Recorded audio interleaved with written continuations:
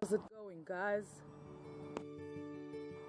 Flat earthers always accuse us of being indoctrinated by the government, by the school system, or by some secret organization. But I have to break it to flat earthers.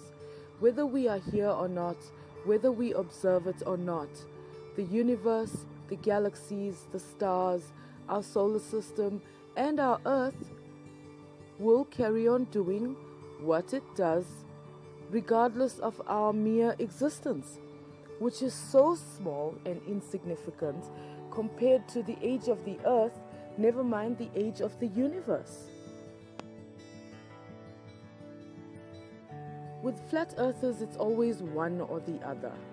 Flat earthers like to insert God into their arguments, use God as a basis for their misunderstandings, and then they incorporate all those misunderstandings into the workings and the mechanics of the entire universe, or lack of universe, because according to them, they don't believe in space. But I've got some more bad news for them, because Earth is part of space. And absolutely, at one time in our history, people believed that the Earth was flat, only from their perspective, because they had no inkling or even desire to venture beyond their horizons. Survival was the main concern. And then they thought that way for a couple of 100 years. And then people came along and they had a little bit of, brain power, thinking power.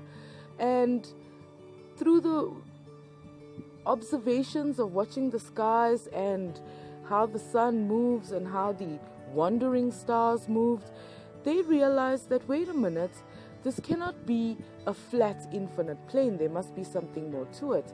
And sure, they worked out that in fact we live on a sphere, and this is plus minus what the size of the sphere is. So they carried on. They didn't carry on. They stagnated for about 2,000 years until those guys decided, okay, this is the information we got. Let's build on that and see what more we can find out.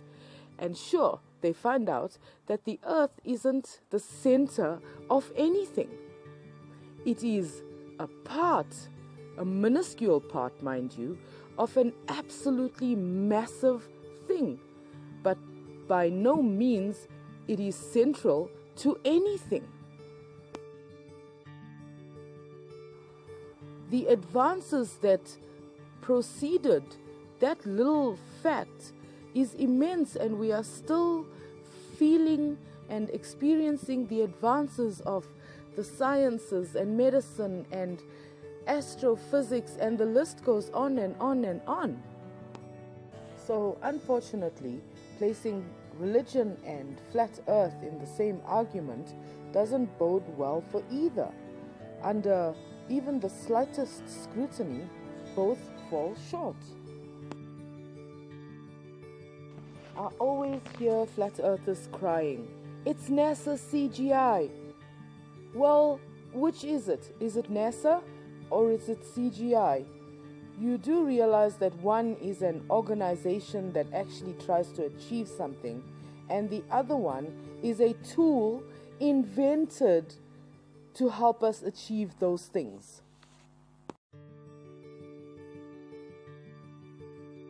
Do you guys know anything about the history of photography? Back then, it was a painstaking effort to capture the image and then develop the image. And you always like to say, all the images given to us are from NASA. No, they're not.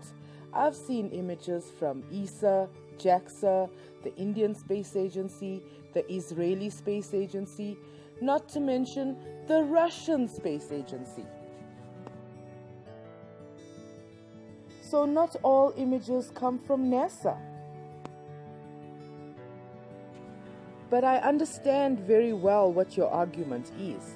You are trying to assert that the composite image isn't a real image. But if you work your way back from the composite, you will find that the original image is a real image taken with a real camera of a real Earth.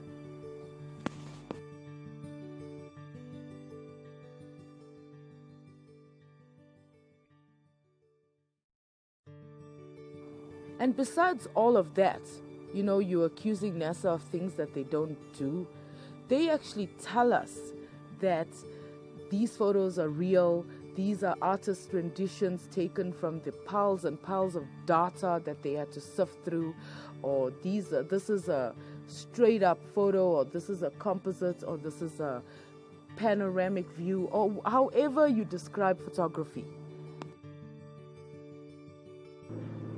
All of these factors does not make the image less authentic or less valuable in the message that it is trying to get across. And this guy, Robert Simmons, flat earthers just love to rain on this guy. But I mean, can you not even appreciate his work ethic and his patience? I feel this guy is a genius.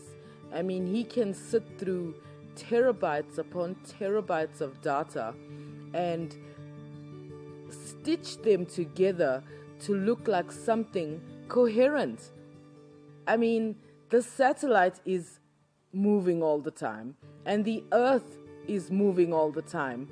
And to sit down with all of those images and stitch them together so it can look like a coherent Earth, and you guys hate him for it.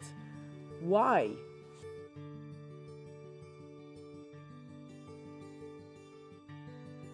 One of my pet peeves about flat earthers is that they love to use man-made objects and structures to try and prove their flat Earth. I recently heard Daniel Pratt say something about a helicopter hovering for 50 hours. And then he went on an insane rant to insist that Simon and Dan get himself a drone and then hover it over a roundabout to prove a moving Earth. Some more bad news for flat earthers is that the drone, the roundabout, and everything else on Earth is subject to gravity. I really honestly feel that if flat earthers, just for a moment, accept gravity into the equation, everything will make sense. You will understand why everything behaves the way it does. And please, do not misconstrue this. Be grateful that you do not feel any motion. I hear you complaining, we don't feel the earth move. Thank goodness we don't feel the earth move. All we ever will feel is acceleration and deceleration. Oh my goodness, you guys are so weird. And my next example is a very common flat earth misunderstanding, and that is our favorite, pressure. They cannot tell the difference between the pressure of gases in a container versus atmospheric pressure. I mean, do flat earthers even realize that we, meaning man made the container and then took the gases out of the atmosphere and crammed them into the container?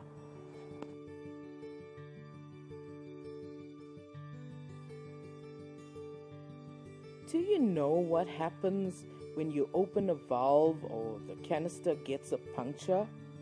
Yes, the gases escape back into the atmosphere where we took them from.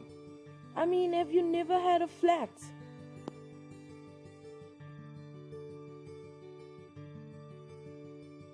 So basically, flat earthers want each and every one of us to prove a planet-sized Earth on said planet-sized Earth. Well, the Earth does not suffer from an identity crisis which seems to plague the flat earthers. And just for extra measure, because all images come from NASA, I just wanted to show that not all images come from NASA. This image comes from the Israeli Space Agency, and it is of the Earth and the Moon taken from space. Thank you for watching. Bye.